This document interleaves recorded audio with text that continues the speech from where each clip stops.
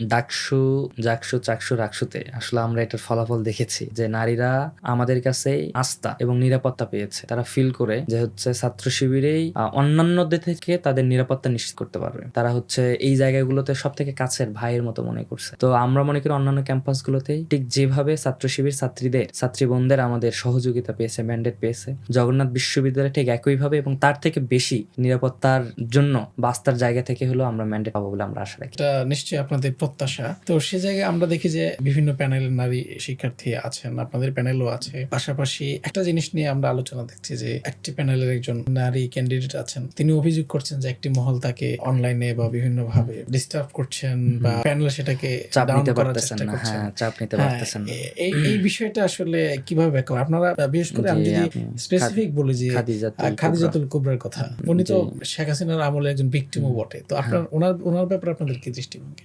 জি, প্রথমত আমার প্রতিপক্ষ জিএস পদপ্রার্থী, আমিও এবং উনিও সম্মান রেখেই বলছি, আপু অনেক চেষ্টা করতেছে। তবে উনি যেই কমেন্ট বা টেক্সট পোস্টটা করেছে, এটাও উনি সাংবাদিকদেরকে দায় দিয়ে তাদেরকেই প্রতিপক্ষ বানিয়ে এই পোস্টটা করেছে। সাংবাদিক, আমাদের রিপোর্টার্স ইউনিটি, প্রেস ক্লাব এবং সাংবাদিক সমিতি যারা আছে, তারা হচ্ছে এই জিনিসটা খুব কষ্ট পেয়েছে। ঠিক একই আচরণ তাদের প্যানেলের সদস্য সচিব, আহ্বায়ক এবং যারা আমরা প্রথমবার যখন নির্বাচন কমিশনের সঙ্গে বসি শিডিউল ঠিক করার জন্য, তারা একইভাবে বলছে যে হলুদ সাংবাদিক, ভুইপুর সাংবাদিক, যে তাদেরকে আদৌ সাংবাদিক মনে হয় না, হকার বলছে, টিকটকার বলছে। মানে আমি তারপরে হচ্ছে তাদের আহ্বায়ক ভাইকে জিজ্ঞেস করছিলাম এক টক শোতে, বলছিলাম যে আসলে সাংবাদিকদের প্রতি কেন আপনাদের এত ক্ষোভ? আসলে সেই ক্ষোভটা আসলে আজকেই শুরু না, তাদের এটা দীর্ঘদিনের অরিজিন আর কি।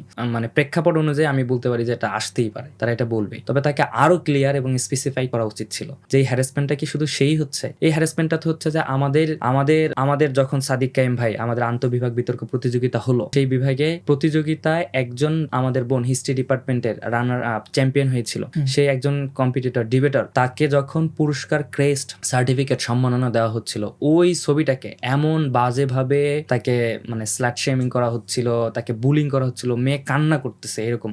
সে আমাকে ফোন দিয়ে বলতেছে, ভাই আমার সেমিস্টার পরীক্ষা, আমি পড়াশোনায় মনোযোগ দিতে পারতেছি না। পরবর্তীতে আমরা একেবারে উপর মানে তাৎক্ষণিকভাবে ওই ইয়াকে হচ্ছে আমরা মেইল করতেছিলাম, কল করার চেষ্টা করছিলাম যে আপনি আসলে এটা ডিলিট করে দেন। মানে সে নিতে পারতেছে না, ট্রমার ভিতরে আছে। শুধু সাদিক কায়েম ভাইয়ের সঙ্গে, তখন সেখানে আমাদের শাখা সভাপতি ছিল, আরো শিক্ষকরা ছিল, আমিও ছিলাম। তবে সাদিক কায়েম ভাইয়ের সঙ্গে থাকার কারণে তাকে যেভাবে বুলিং করা হচ্ছিল সে আসলে নিতে পারতেছিল না।